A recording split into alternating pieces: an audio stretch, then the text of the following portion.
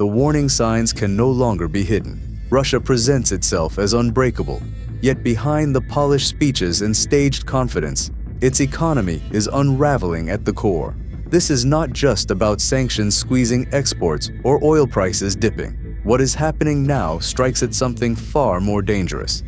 Money itself is losing value. The ruble, once defended as stable, is disintegrating in ways no propaganda can disguise.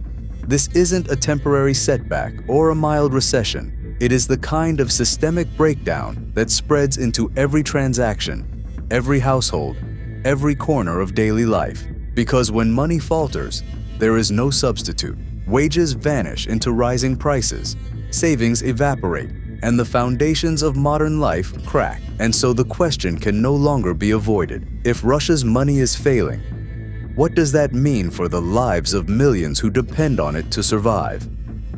The answer appears in the numbers Moscow tries hardest to hide.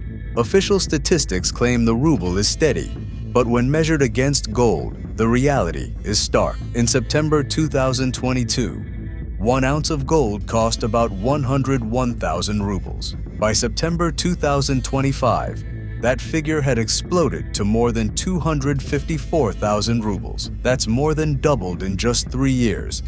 A collapse in value that no economy can withstand. This is why Russians feel poorer, even if their salaries haven't changed. Every trip to the store empties wallets faster, while rents, heating bills, and medicine eat into paychecks. Disposable income has already turned negative for months, meaning families are spending more than they earn, draining whatever savings remain. And this is only the beginning. If the ruble continues to lose value, what does it mean for businesses, wages, and the survival of the middle class? The answer is already visible in daily life. As the ruble loses value, wages can't keep pace with soaring prices. What was once dinners in trendy cafes is now replaced with sacks of potatoes carried home from village markets. A lifestyle that once promised comfort is being traded for survival, one small compromise at a time. Official Russian data may insist that inflation sits just above 8%, but independent monitoring groups warn the real figure is higher. Food staples climb week by week, utilities drain household budgets, and the middle class that once defined modern Russian cities is shrinking fast. Disposable income has fallen into negative territory for more than half a year, forcing families to dig into savings or credit just to cover basics. And of course, businesses feel the same strain. Shops cut staff to survive, restaurants sit half-empty, and service industries that once symbolized prosperity are closing their doors. When consumers spend less, entire sectors unravel, and behind each shuttered storefront or abandoned office, there are ordinary Russians watching the promises of stability vanish. If this pressure continues, the middle class won't just shrink, it risks disappearing altogether. And that raises the next question. Without a strong middle class to hold society together, what kind of Russia is left behind? The answer is clear in the rise of survival economies. Families once comfortable in cities are leaving for rural villages, trading shopping malls for potato fields and neighborhood gardens. What was once a sign of Soviet hardship is becoming reality again. Households storing sacks of onions, beets, and potatoes in cramped apartments just to get through winter. And it is not just farming. Side hustles have become a lifeline. Teachers deliver food after classes. Engineers sell handmade jewelry online, and even doctors turn to black market medicine to cover gaps in pay. These are not hobbies, they are survival strategies. Even the Carnegie Endowment for International Peace has warned that Russia's shadow economy now rivals official growth, a sign that people are stepping outside state structures to survive. That shift weakens not only household stability, but also the Kremlin's control.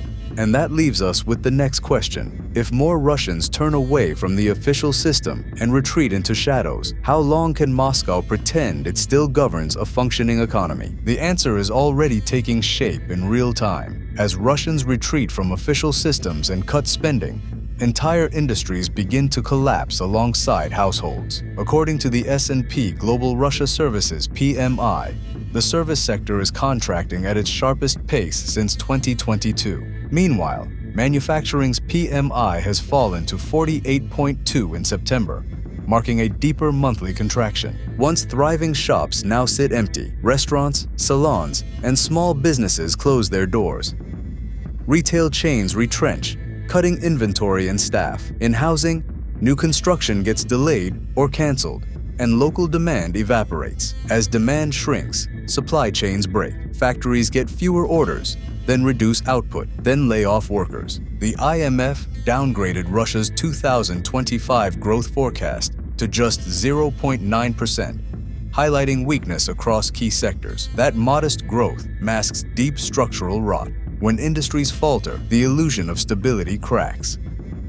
And if entire industry sectors unravel with household collapse, how much longer can Moscow pretend it still governs a functioning economy? The answer is that Moscow leans hard on reserves, but those reserves are vanishing fast. The Kremlin points to its national wealth fund and the so-called stabilization mechanisms as proof it can absorb shocks. But that illusion is already cracking. Analysts note that Russia's liquid reserves dropped from roughly $113 billion in early 2022 to about $56 billion in late 2024. When oil prices slump, Moscow is forced to tap into the fund just to make ends meet. What's even worse, most reserves are illiquid, tied in gold, yuan, and non-tradable assets, making them useless in a full collapse. Add censorship, arrests, and state media control, and you'll see that the regime's stability is built on smoke and mirrors.